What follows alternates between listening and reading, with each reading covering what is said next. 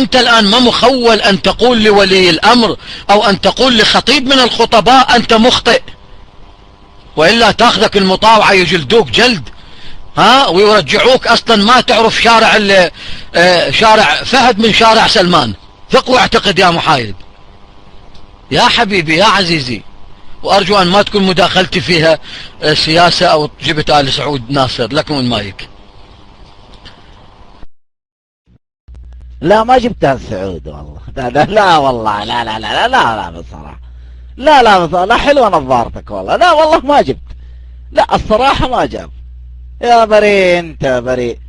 ماني داري يا اخوة، ماني داري ليش بعض الاخوة، واعنيك انت يا بغدادي، انا ما وارب، ليش عند ناس يعني معينة ينظرون الى الحكام كأنه الحاكم ده جريندايزر، او كأنه الحاكم ده جبرائيل عليه السلام، او كأنه الحاكم ده عفريت سليمان اللي يقدر يسوي كل شيء ويستطيع يعني ذو القدرة المطلقة. ليه ما أدري. لكن أنا أشطب أي كلام في السياسة من المضبطة. دحين أبغى أخش مع المحايد. وأنا ليش طلبتك المايك يا بغدادي؟ لأنه الإطالة والسرد يميت الحوار، يملل الآخر. ماشي يا أخوي؟ بس أحب أنبهك يعني على دي المشكلة. إحنا في مجتمعاتنا دائما ننظر للحاكم إنه القادر على كل شيء. يا عمي والله رجال. لا العفو. بس إحنا يعني مشكلتنا إن ننظر للحاكم إنه ده خارق يستطيع فعل كل شيء. هذا يعني برضو إنسان له قدرات محددة. نطالب بالمعجزات.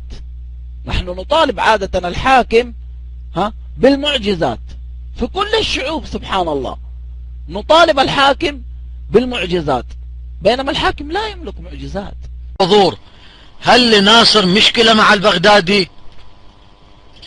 أمانة لا، أنا أظن أن هناك مشاكل. ماذا أفتهم يعني بالموضوع؟ مولانا تريد المايك ارفع ايدك، مضروب تشلوه.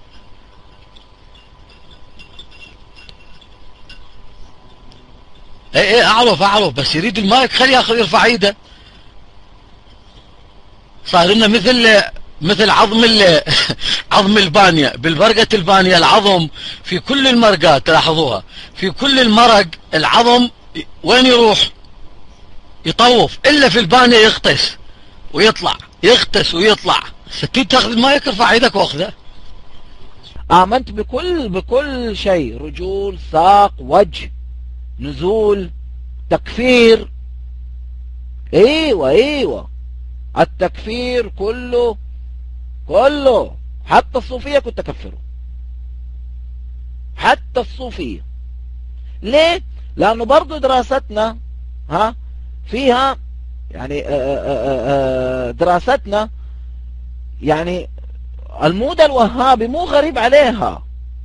المودة الوهابي مو غريب عليها أبو كريم، لأنه أنا وزير معروف زير تعليمنا في المدرسة إيش؟ وهابي. كتب محمد بن عبد الوهاب في التوحيد بالضبط. يعني المودة الوهابي مو غريب عليه. أما تقول لي في فترة الثمانينات، نعم كنت أحضر